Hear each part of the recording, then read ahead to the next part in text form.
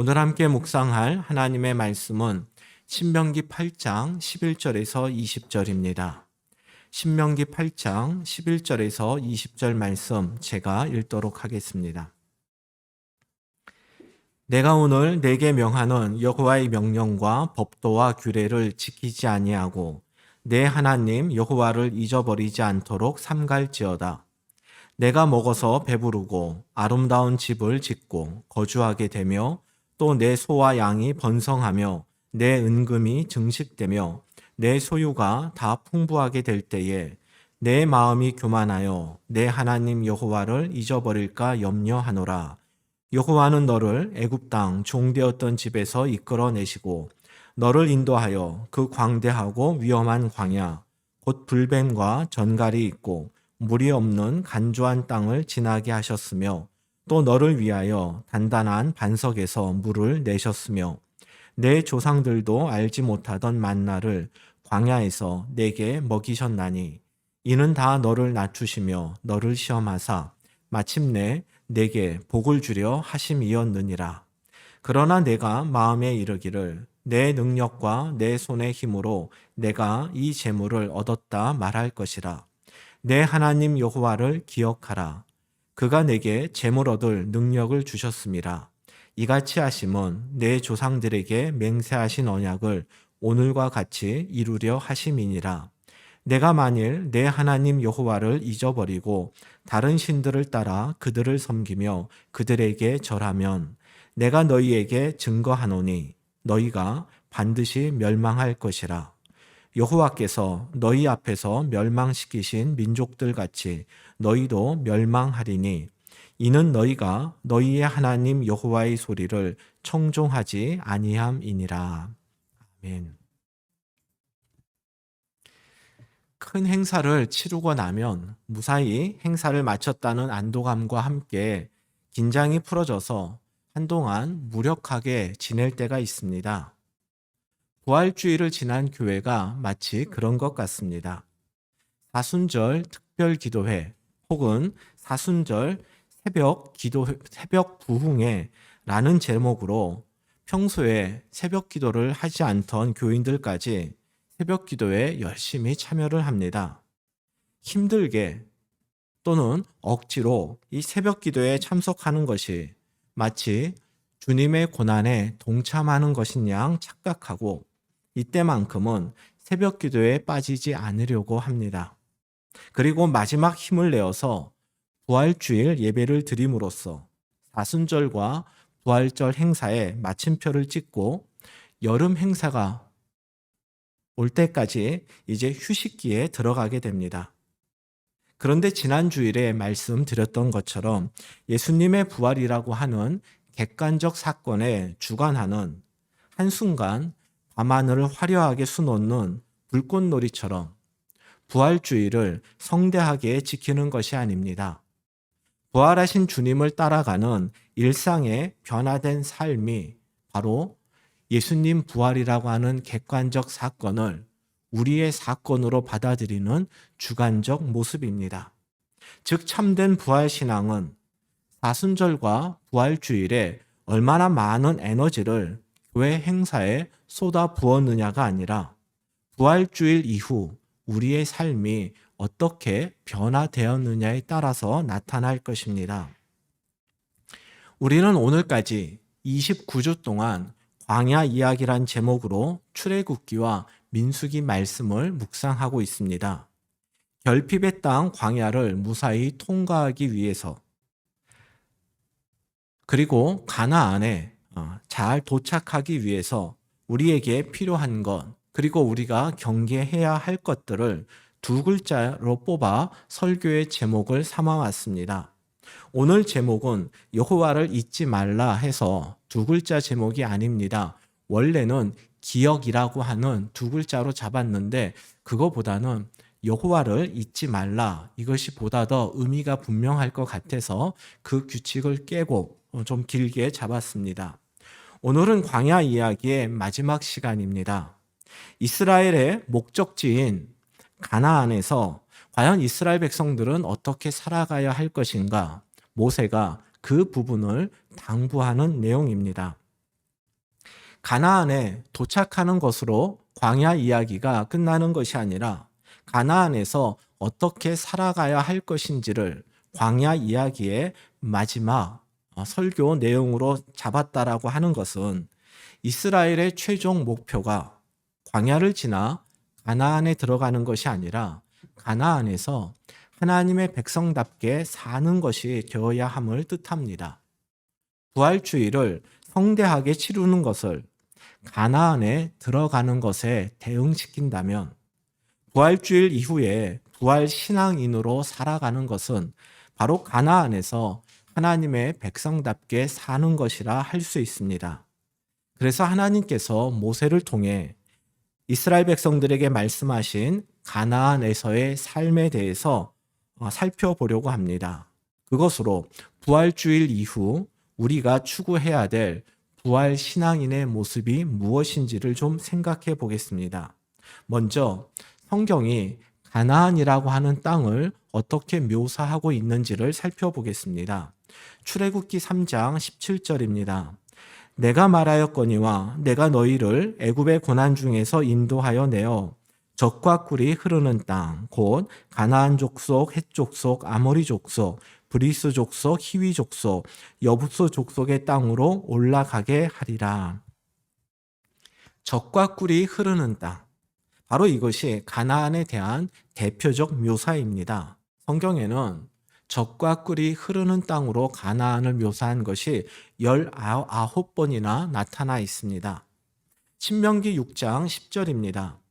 내 하나님 여호와께서 내 조상 아브라함과 이삭과 야곱을 향하여 내게 주리라 맹세하신 땅으로 너를 들어가게 하시고, 젖과 꿀이 흐르는 땅과 함께 가나안에 대한 대표적 묘사가 바로 약속의 땅입니다. 맹세하신 땅이라는 표현은 성경에 33번이나 나옵니다. 이 외에도 가나안을 묘사하는 또 다른 표현들이 있습니다. 젖과 꿀이 흐르는 땅, 약속의 땅, 이 외에 하나님이 허락한 땅, 그리고 아름다운 땅이란 말로 가나안을 설명하기도 합니다. 아름답다로 번역된 히브리어 토브는 하나님께서 이 세상을 창조하시고 그것을 보시고 보시기에 좋았더라 했을 때 좋았더라에 해당하는 단어입니다. 즉 아름다운 땅은 좋은 땅이라고 번역할 수도 있습니다. 성경이 묘사하는 가나안은 어떤 땅입니까? 가나안은 젖과 꿀이 흐르는 땅입니다. 가나안은 약속의 땅입니다. 그리고 가나안은 하나님이 이스라엘에게 허락하신 아름다운 땅이자 좋은 땅입니다. 그렇다면 이 가나안에서의 삶은 어떠할 것 같습니까? 매우 풍요롭고 슬픔과 아픔이 없는, 즉 척박한 결핍의 땅인 광야와는 전혀 정반대의 그런 삶이 펼쳐질 것 같지 않습니까? 그런데 실제 가나안은 우리의 생각과는 많이 다른 모습을 띠고 있습니다. 가나안이라고 해서 다 기름지고 비옥한 땅은 아니었습니다. 가나안의 절반은 화면에 보이는 사진처럼 이스라엘 백성들이 40년간 생활을 했던 광야와 똑같은 땅이었습니다. 이스라엘은 가나안의 남북을 가로지르는 산악지대에 정착을 했는데 이곳은 대부분 농사를 짓기에 적합하지 않은 땅이었습니다. 화면에 보이는 이 광야는 이스라엘 백성들이 40년간 머물렀던 그 광야가 아니라 가나안에서 이스라엘이 정착한 그 산악지대의 남동쪽 지역에 위치한 유대 광야의 모습입니다. 모세가 느보산이라는 곳에 올라가 죽었는데 그곳에서 바라본 전경이라고 그렇게 설명도 합니다. 물론 가나안에도 기름진 평야지대가 있었습니다.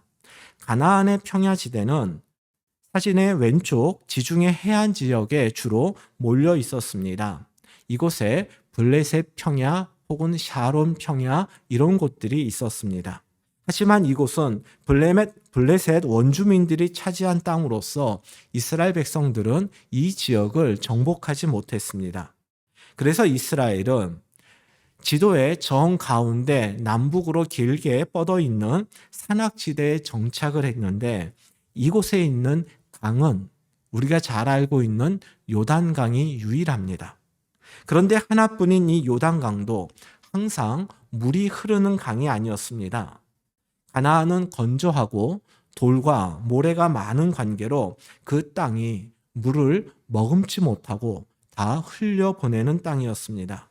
그래서 비가 올 때만 요단강에도 물이 있었고 비가 오지 않을 때에는 요단강도 말라 있었다고 합니다. 그래서 하늘에서 비가 내리지 않으면 요단 강물이 마르고 또 기근이 오면 사람들은 살 수 없게 되는 곳이 이 가나안이었습니다. 기근에 취약한 땅이라 할지라도 기근이 오지 않으면 문제가 되지 않습니다. 그런데 성경에 보면 이 가나안에는 기근이 참 많이 찾아왔습니다. 아브라함이 가나안에 도착하자마자 기근을 만나 그가 애굽으로 피난 간 것을 우리는 잘 알고 있습니다. 이삭 때도 야곱 때도 큰 기근이 있었습니다. 나오미 때에도 다윗 시대에도 또 엘리야, 엘리사 선지자 시대에도 큰 기근으로 이스라엘 백성들은 고생을 했습니다. 즉 가나안은 상습적으로 기근이 발생하는 땅입니다. 많은 지역이 학자들의 설명으로는 약 40% 이상이 광야이고 또 상습적으로 기근이 발생할 뿐만이 아니라 물도 부족한 이 가나안은 이스라엘 백성들이 기대했던 부족함이 전혀 없는 풍요로운 그런 땅이 아니었습니다. 그런데 왜 성경은 이런 땅을 젖과 꿀이 흐르는 땅이라고 했을까요? 왜 이 땅을 약속의 땅이라고 하며 하나님께서 허락하신 좋은 땅, 아름다운 땅이라고 그렇게 묘사했을까요? 여러 가지 이유를 생각할 수 있겠지만 가나안에 대한 대표적 묘사에 대한 오해를 그 이유로 꼽을 수 있습니다. 제일 먼저 젖과 꿀이 흐르는 땅이란 그 의미에 대한 오해입니다. 우리가 생각할 때, 여러분이 생각하실 때 젖과 꿀이 흐르는 땅, 그것은 과연 어떤 땅일 것 같습니까? 애굽의 나일강 주변의 기름진 땅 혹은 지중해 연안의 평야지대를 우리는 떠올리게 됩니다. 성경에도 물이 풍부하고 소출이 많은 땅이라는 의미로 젖과 꿀이 흐르는 땅이란 표현을 사용하기도 합니다. 그런데 이것은 비유적인 의미이고 본래적 의미, 즉 1차적 의미는 따로 있습니다. 젖이 흐르는 땅, 이 말은 젖이 많이 생산되는 땅을 말합니다. 즉 양이나 염소를 많이 키우는 곳이란 뜻입니다. 즉 가나안은 목축하기에 적합한 땅이란 의미입니다. 그런데 사람들은 비옥한 땅에서는 농사를 짓지 목축을 하지 않습니다. 주로 초원이나 광야처럼 농사 짓기에 적합하지 않은 척박한 곳에서 양과 같은 목축을 합니다. 즉 가나안에서 젖이 많이 생산된다라고 하는 말은 그 땅이 농사보다는 목축에 적합한 조금은 척박한 땅이란 의미를 갖고 있습니다. 그럼 꿀이 흐르는 땅은 무슨 의미일까요? 같은 논리로 가나안은 꿀 생산이 많은 곳이다 이렇게 생각할 수 있습니다. 그런데 벌이 꿀을 많이 만든다라고 할 때 그만큼 꽃이 많아야 되는데 이스라엘이 정착한 가나안은 앞서 말씀드린 대로 모래와 돌이 많아 땅이 수분을 품는 보수력이 약해서 꽃이 자라기에 적합하지 않습니다. 신명기 8장 8절 말씀을 보면 화면을 좀 넘겨주세요.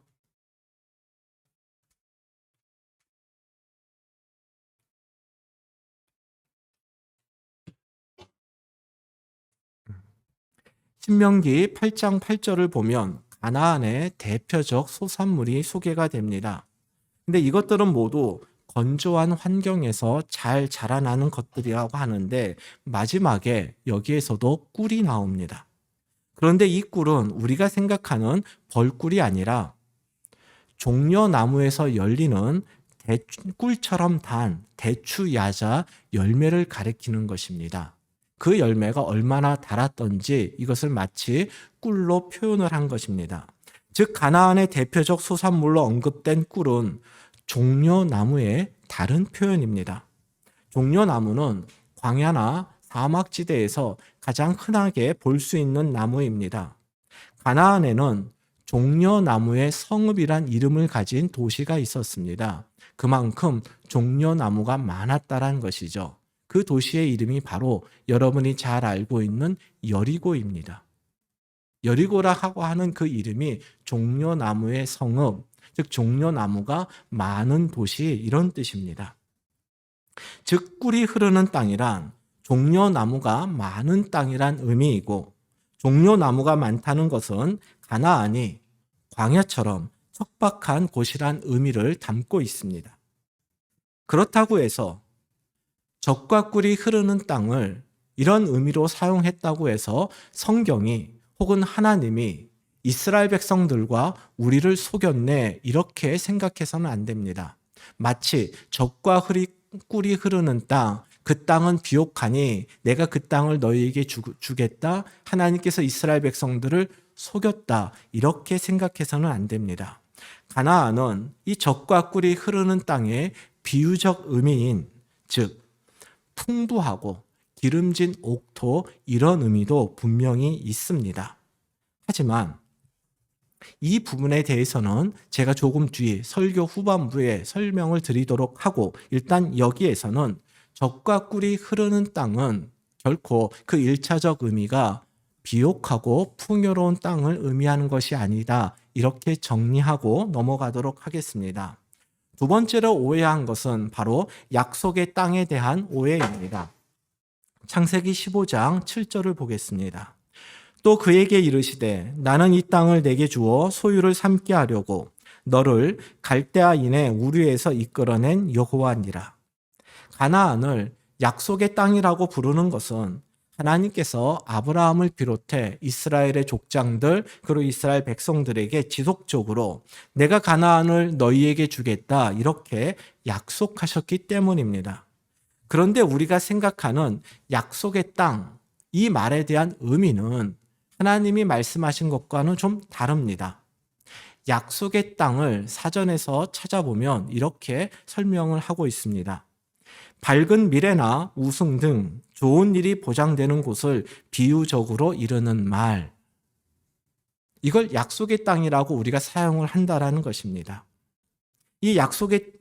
그래서 제가 지난 금요일 설교를 준비하면서 포털 사이트에서 약속의 땅을 검색해 봤습니다. 그랬더니 제일 먼저 그날 뉴스 하나가 제일 상단에 나왔는데 그 뉴스의 제목이 이러했습니다. 코치들도 쉬어야죠. SSG의 제주는 약속의 땅. 초반 폭주에 초석을 다졌다.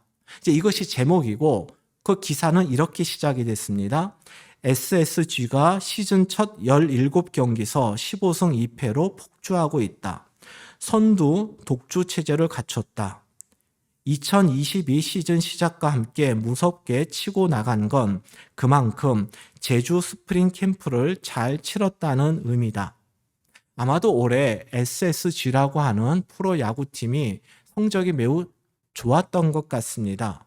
그래서 이 기사에서는 이렇게 좋은 성적을 낸 이유가 겨울에 제주도에서 훈련을 잘했기 때문이다. 이렇게 기사를 낸 것입니다. 만약에 이 팀이 올해 우승을 하고 내년 겨울에 다시 제주도에 가서 훈련을 한다면 아마 이런 제목을 잡지 않을까 싶습니다. SSG, 약속의 땅 제주 입성. 여러분, 약속의 땅을 우리가 어떻게 사용하는지 이제 이해가 되시지 않습니까? 이처럼 약속의 땅은 우리의 꿈과 소원을 이룰 수 있는 땅을 가리킵니다.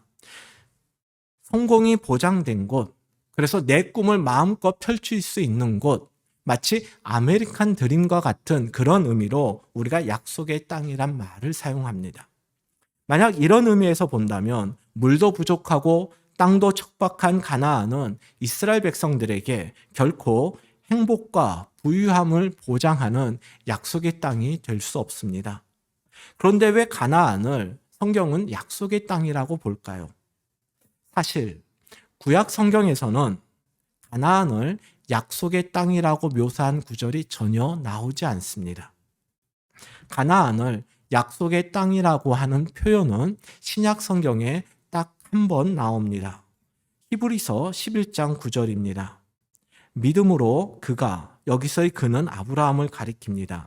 믿음으로 그가 이방의 땅에 있는 것 같이 약속의 땅에 거류하여 동일한 약속을 유업으로 함께 받은 이삭 및 야곱과 더불어 장막에 거하였으니. 믿음장으로 불리는 히브리서 11장에서 아브라함에 대한 내용 중에 이 가나안을 약속의 땅이라고 묘사했습니다. 그런데 이것을 본래의 의미를 살려서 번역을 해보면 새번역 성경의 번역과 같습니다. 새번역 성경으로 이 구절을 다시 보겠습니다. 믿음으로 그는 약속하신 땅에서 타국에 몸붙여 사는 나그네처럼 거류하였으며.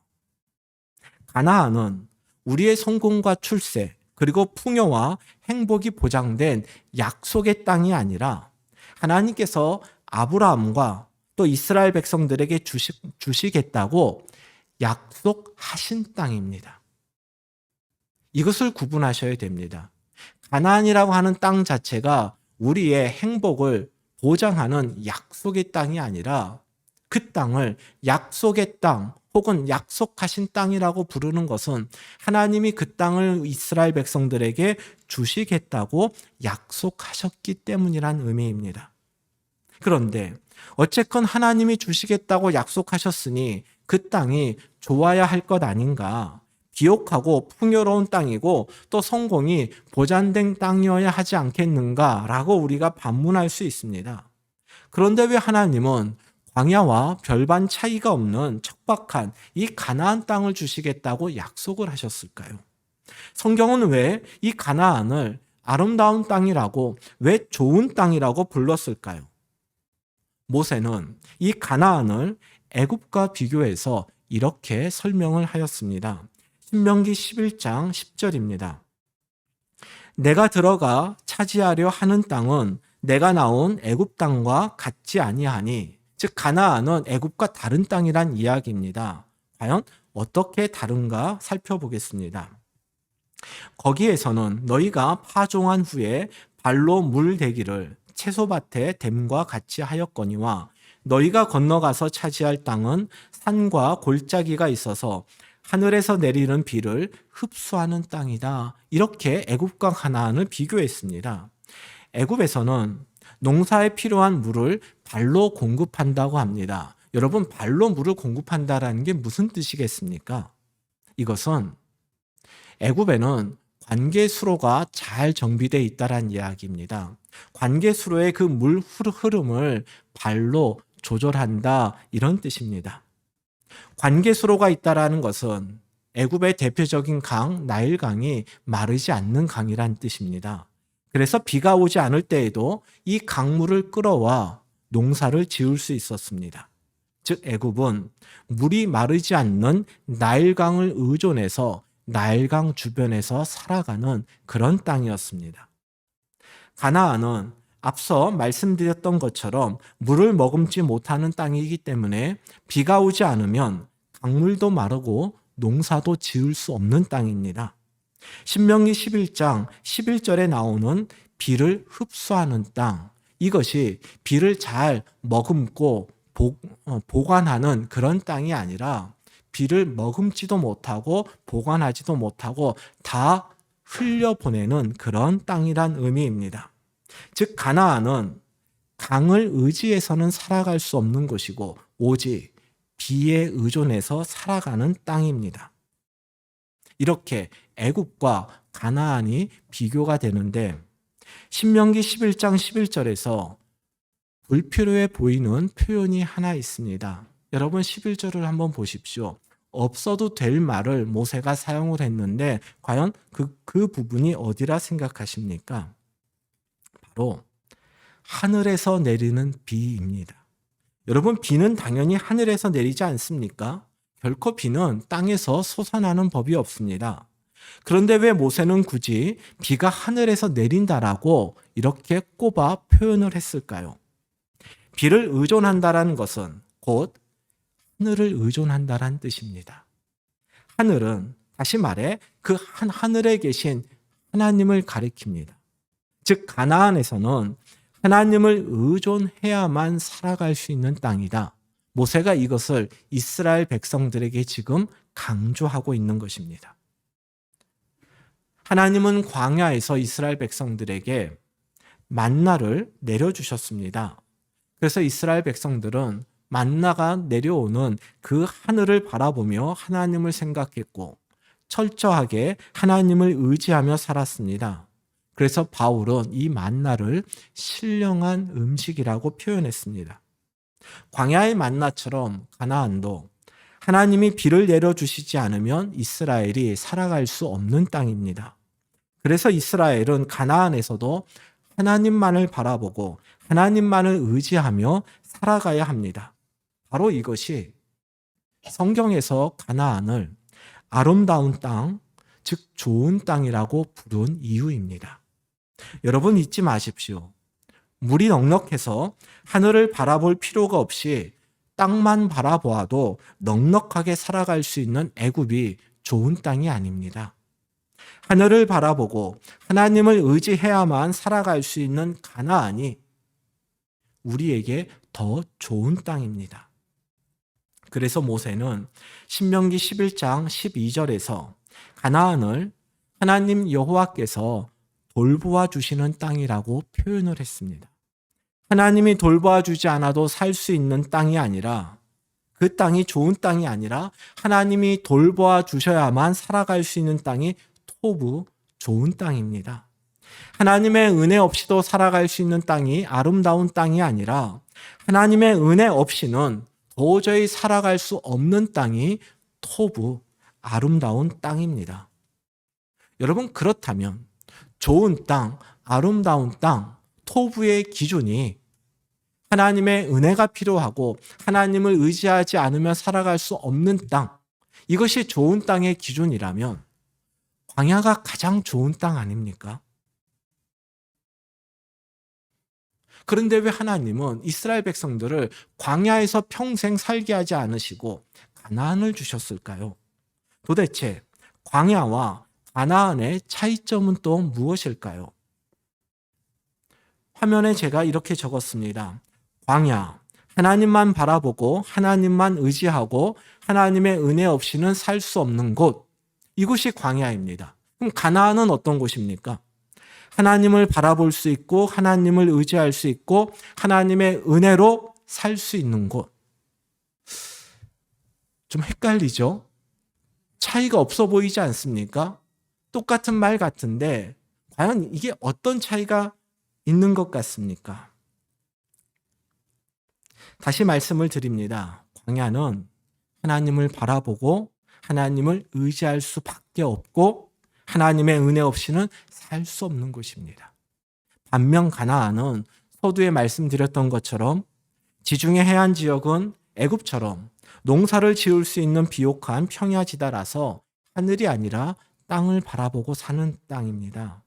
하나님의 은혜 없이도 살 수 있는 지역이 있는가 하면 이스라엘이 정착한 산악지대는 광야처럼 하나님을 의지하지 않고 하나님의 은혜 없이는 살 수 없는 척박한 곳이기도 합니다. 여러분 어찌 되었건 간에 이 비교 속에서도 광야가 제일 좋은 땅 아닙니까?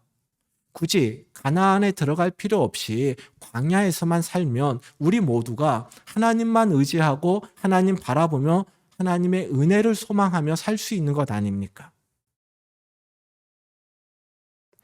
하나님을 바라볼 수밖에 없어서 바라보는 것, 하나님을 의지할 수밖에 없어서 의지하는 것, 이것은 하나님께서 우리에게 기대하시는 모습이 아닙니다. 땅을 바라보며 살아갈 수 있음에도 불구하고 땅이 아니라 하늘을 바라보는 삶을 선택하는 것. 하나님을 의지하지 않고도 살아갈 수 있는데 그럼에도 불구하고 하나님을 의지하며 살아가는 삶을 선택하는 것. 이것이 진짜 믿음이요. 하나님께서 이스라엘 백성들과 우리에게 기대하시는 모습입니다. 그런데 땅을 바라보는 삶과 하늘을 바라보는 삶이 혼재해 있는 이 가나안에서 하나님을 바라보고 의지하는 삶을 선택하는 것이 어렵습니다. 이것은 우리가 경험적으로 잘 알지 않습니까? 그것이 어렵기 때문에 하나님께서는 우리에게 광야의 시간을 허락하셔서 하나님을 의지하는 법, 하나님을 바라보는 법, 그것을 훈련시키신 것입니다. 이처럼 하나님의 은혜를 구하며 가나안에서 하나님을 바라보고 의지하는 그렇게 살아가는 삶을 체득하는 훈련의 장소가 광야였던 것입니다. 신명기는 40년 광야 생활을 마치고 요단강 동편 모압 평지에 도착한 이스라엘 백성들에게 죽음을 눈앞에 둔 모세가 전하는 설교입니다. 지난 40년간 하나님이 베푸신 그 은혜를 언급하며 앞으로 가나안에선 어떻게 살아가야 할지를 권면하는 내용이 신명기입니다. 오늘 설교 본문으로 읽은 신명기 8장 11절 이하의 말씀도 모세의 고별 설교의 일부입니다. 가나안에 대한 지금까지의 저의 설명을 염두에 두고 오늘 본문을 다시 읽어보도록 하겠습니다. 12절과 13절입니다. 내가 먹어서 배부르고 아름다운 집을 짓고 거주하게 되며 또 내 소와 양이 번성하며 내 은금이 증식되며 내 소유가 다 풍부하게 될 때에. 여러분, 여기까지만 읽고 보면은요, 이것이 바로 우리가 생각하는 가나안에서의 살아가는 모습입니다. 그런데 이 말씀은 이스라엘이 가나안에서 누리게 될 풍요를 지금 모세가 소개해 주는 그런 말씀이 아닙니다. 이 말씀은 반드시 14절까지 함께 읽어야 합니다. 12절부터 다시 읽겠습니다. 내가 먹어서 배부르고 아름다운 집을 짓고 거주하게 되며 또 내 소와 양이 번성하며 내 은금이 증식되며 내 소유가 다 풍부하게 될 때에 내 마음이 교만하여 내 하나님 여호와를 잊어버릴까 염려하노라. 이것이 모세가 하고 싶은 이야기였습니다. 모세는 광야와 달리 이제 가나안에서 너희가 풍요롭게 살게 되더라도 결코 하나님을 잊어서는 안 된다. 여전히 하나님을 바라보고 하나님을 의지하면서 살아가야 된다라고 말하는 것입니다. 얼마나 풍요롭게 사느냐, 얼마나 부유하게 살아가느냐, 이것이 중요한 것이 아니라 땅을 바라보고 살아갈 수 있는 환경임에도 불구하고 여전히 하나님만을 바라보고 의지하는 것, 모세는 이것이 이스라엘 백성들에게 가장 소중한 신앙인의 모습이라고 강조하고 있는 것입니다. 계속되는 말씀을 보면 이스라엘을 애굽의 종살이에서 해방시켜 주신 분이 하나님이요, 광야의 위험으로부터 지켜주시고 반석에서 물을 내시고 만나로 먹여주신 분도 하나님이심을 언급하고 있습니다. 왜 하나님께서는 이런 은혜를 이스라엘 백성들에게 베풀어 주셨습니까? 16절 하반절입니다. 이는 다 너를 낮추시며 너를 시험하사 마침내 내게 복을 주려 하심이었느니라. 내가 내 삶을 책임질 수 없음을 알게 하시기 위해서입니다. 그래서 하나님을 바라보고 하나님을 의지하는 겸손한 사람으로 만들기 위해 이스라엘에게 광야의 시간을 허락하셨습니다. 겸손히 하나님의 은혜를 소망하며 하나님을 바라고 의지하며 사는 것이 바로 우리가 이 땅에서 누릴 수 있는 최고의 복임을 모세는 알았기 때문입니다. 이를 위해서 우리가 조심하고 또 경계해야 할 것이 오늘의 본문 17절에 나옵니다. 16절부터 읽도록 하겠습니다. 내 조상들도 알지 못하던 만나를 광야에서 내게 먹이셨나니 이는 다 너를 낮추시며 너를 시험하사 마침내 내게 복을 주려 하심이었느니라. 그러나 내가 마음에 이르기를 내 능력과 내 손의 힘으로 내가 이 재물을 얻었다 말할 것이라. 하나님의 은혜로 무엇인가를 소유하게 되었고 하나님의 은혜로 많은 것을 이루게 되었을 때 그것을 자신의 능력으로 해냈다라고 착각하는 것, 이것을 조심하라고 권면합니다. 이것은 단순히 착각하는 것이 아니라 하나님이 가장 싫어하시는 교만의 모습입니다. 오늘의 본문 11절입니다. 내가 오늘 내게 명하는 여호와의 명령과 법도와 규례를 지키지 아니하고 내 하나님 여호와를 잊어버리지 않도록 삼갈지어다. 신명기 8장 11절은 오늘 설교의 결론이자 광야 이야기의 결론이라고 할 수 있습니다. 모세는 두 가지를 권면합니다. 명령을 지켜라. 하나님의 명령을 지킨다라는 것은 어떠한 상황 속에서도 하나님을 믿고 하나님을 의지하라는 뜻입니다. 여호와를 잊지 말라 하는 이 권면은 내가 누리는 모든 것이 하나님께서 베푸신 은혜임을 기억하고 감사하라는 뜻입니다. 앞서 가나안이 젖과 꿀이 흐르는 땅이라고 했을 때 그 첫 번째 의미는 농사 짓기에 적합하지 않은 땅이라고 말씀을 드렸습니다. 하지만 가나안은 동시에 젖과 꿀이 흐르는 땅의 비유적 의미, 즉 비옥하고 풍요로운 땅이기도 하다고 말씀을 드렸습니다. 하지만 이때에는 한 가지 조건이 충족되어야 합니다. 신명기 11장 14절과 15절입니다. 여호와께서 너희의 땅에 이른 비 늦은 비를 적당한 때에 내리시리니 너희가 곡식과 포도주와 기름을 얻을 것이요 또 가축을 위하여 들에 풀이 나게 하시리니 내가 먹고 배부를 것이라. 하나님께서 때에 따라 적절한 비를 내려주실 때 그때 바로 척박한 땅 가나안은 풍요로운 땅으로 변하게 됩니다. 그리고 하나님은 모세를 통해 이러한 척박한 가나안 땅을 풍요로운 땅으로 바꿔주시는 그 비를 언제 내려주실지를 분명하게 말씀하셨습니다. 13절입니다. 내가 오늘 너희에게 명하는 내 명령을 너희가 만일 청종하고 너희의 하나님 여호와를 사랑하여 마음을 다하고 뜻을 다하여 섬기면 그때 하나님께서 늦은 비와 이른 비를 내려주실 것입니다.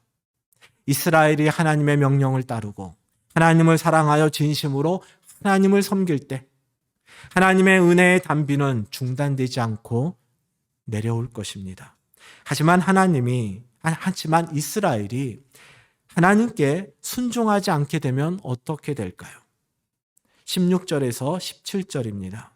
너희는 스스로 삼가라. 두렵건대 마음에 미혹하여 돌이켜 다른 신들을 섬기며 그것에 절함으로 여호와께서 너희에게 진노하사 하늘을 닫아 비를 내리지 아니하여 땅이 소산을 내지 않게 하심으로 너희가 여호와께서 주신 아름다운 땅에서 속히 멸망할까 하노라. 하나님께서 베푸신 은혜를 잊어버리고 자기 능력을 과신하고 하나님 아닌 다른 신을 섬길 때 하나님께서는 하늘을 닫아 비를 내리지 않게 하실 것입니다. 하나님께서는 하늘을 닫아 은혜를 베풀지 않으실 것입니다. 그래서 모세는 가나안에 들어가 살게 될 출애굽 2세대들에게 신명기 8장 11절에서 여호와의 명령과 법도와 그 규례를 지키고 여호와 하나님을 잊지 말라고 그렇게 당부한 것입니다. 광야의 시간을 보낼 때 우리는 광야에서 벗어나 속히 가나안에 들어가는 것, 가나안에 도착하는 것, 그래서 그곳에서 하나님 잘 믿고 말씀대로 살겠다라고 그렇게 다짐을 합니다. 그러나 광야를 벗어나기만 하면 하나님의 은혜를 잊어버리고 자신의 능력을 자랑하며 하늘이 아니라 땅만 바라보며 살아가게 됩니다. 광야를 벗어나 가나안에 들어가는 것, 그 자체는 우리의 목표가 될 수 없습니다. 우리가 도달하고 우리가 지향해야 될 목표는 가나안에서도 광야에서처럼 하나님을 바라보고 하나님만을 의지하며 살아가는데 나아가는 것입니다. 부활주의를 성대하게 치르는 것에 만족하는 것은 마치 광야를 벗어나 가나안에 들어간 것 자체를 인생의 최종 목적지로 삼는 것과 같습니다. 정말 중요한 것은 땅을 바라보며 살아갈 수 있음에도 불구하고 하늘을 바라보며 사는 것입니다. 척박한 우리의 삶에도 하나님께서 내리시는 늦은 비와 이른 비를 통해 옥토로 우리의 삶이 바뀔 수 있음을 믿고 겸손히 하나님의 은혜를 구하며 살아가는 것입니다. 이것이 부활주의를 보낸 우리들이 부활 신앙인으로 살아가는 것입니다. 의도한 것은 아니지만 광야 이야기 설교를 마치는 이때 코로나라고 하는 광야의 끝도 보이기 시작합니다. 사회적 거리두기가 해제되었고 대면 예배 인원 제한도 없어졌고 내일 또는 다음 주 월요일부터는 교회에서의 식사도 가능하다고 합니다. 지난 2년 5개월 동안 코로나라고 하는 광야의 시간에 온라인 예배를 드리면서 대면 예배, 현장 예배를 우리가 얼마나 사모했습니까? 목청껏 찬양하기를 얼마나 고대했습니까? 성도 간 교제를 하지 못해서 또 얼마나 답답해 해왔습니까? 이제 그 기회가 주어졌습니다. 모여서 예배 드릴 수 있고 마음껏 찬양할 수 있고 함께 교제할 수 있을 때 코로나 광야의 시간에 가졌던 예배와 교제에 대한 그 간절함을 우리 잃지 맙시다. 척박한 가나안 땅은 저절로 풍요롭고 비옥한 땅으로 바뀌는 것이 아닙니다. 우리가 하나님의 말씀에 순종하고 하나님께서 베푸신 그 은혜를 기억하며 살아갈 때 우리가 살아가는 척박한 이 가나안은 하나님이 약속하신 좋은 땅, 아름다운 땅, 젖과 꿀이 흐르는 땅, 하나님의 나라로 바뀌게 되는 것입니다. 오늘 설교는 제가 이 가나안에 거하다라는 책의 도움을 많이 받았습니다. 오늘 설교 마무리하면서 광야 이야기라고 하는 이 시리즈 설교를 마감하면서 마지막으로 두란노 몰에서 제작한 가나안에 거하다라는 이 책의 홍보 자료를 좀 읽어드리고 오늘 설교를 마치려고 합니다. 제가 이 책을 보면서 참 마음에 와닿고 공감하는 구절들의 밑줄을 그어놨는데 그 자료에서도 이렇게 중요 구절로 소개하는 내용들이 제가 꼽았던 것과 거의 비슷합니다. 그곳에서 제작한 그 구절들을 좀 읽어드리고 오늘 설교 마치도록 하겠습니다. 사실 우리가 꿈꾸는 가나안에는 가뭄과 기근을 모르는 사시사철 물 걱정 없이 농사를 지을 수 있게 해주는 나일강이 있어야 하고 애굽에는 요단강 같은 강밖에 없어야 하는 것 아닌가. 그러나 가나안에는 개울보다 조금 큰 요단강 하나만 있을 뿐이다. 그래서 가나안에서는 애굽처럼 강에 의존해서 살 수 없다. 오직 하늘에서 내리는 비에 의존해서 살아가야 한다. 가나안에서는 하늘만 바라보고 농사를 지어야 하는 천수답 인생을 살 수밖에 없다. 사진의 분위기가 확 바뀌었죠. 하늘에서 비를 내려주면 젖과 꿀이 흐르는 땅이 되고 비를 내려주지 않으면 광야가 되는 곳이 바로 가나안이다. 회색빛과 같은 우리의 인생에도 하나님의 은혜의 단비가 내리면 이렇게 푸르는 비옥한 땅으로 바뀔 수 있는 것입니다. 광야를 벗어나서 가나안에 들어가는 것 자체는 우리의 목표가 아닙니다. 가나안에서도 광야에서처럼 하나님을 바라보고 하나님을 의지하며 하나님의 은혜 가운데 살아가는 것, 이것이 우리가 추구해야 될 삶의 목표이자 또 이를 훈련하기 위해서 우리가 지난 광야의 시간을 거쳐온 것입니다. 모두가 땅의 것을 바라볼 때에 하늘을 바라보며 우리 함께 살아가십시다. 천수답 인생을 살아가는 여러분의 삶의 자리가 젖과 꿀이 흐르는 하나님이 약속하신 땅 토부, 아름답고 좋은 땅으로 바뀌는 은혜의 단비가 임하게 되기를 우리 함께 기도하고 또 소망하고 기도하십시다. 앞서 본 그림의 세 장면이 우리의 지난 시간들이었다면 이제 오늘부터 하나님을 의지하며 살아가는 우리의 삶은 지금 화면에 보이는 모습과 같은 푸르른 모습이 될 수 있습니다.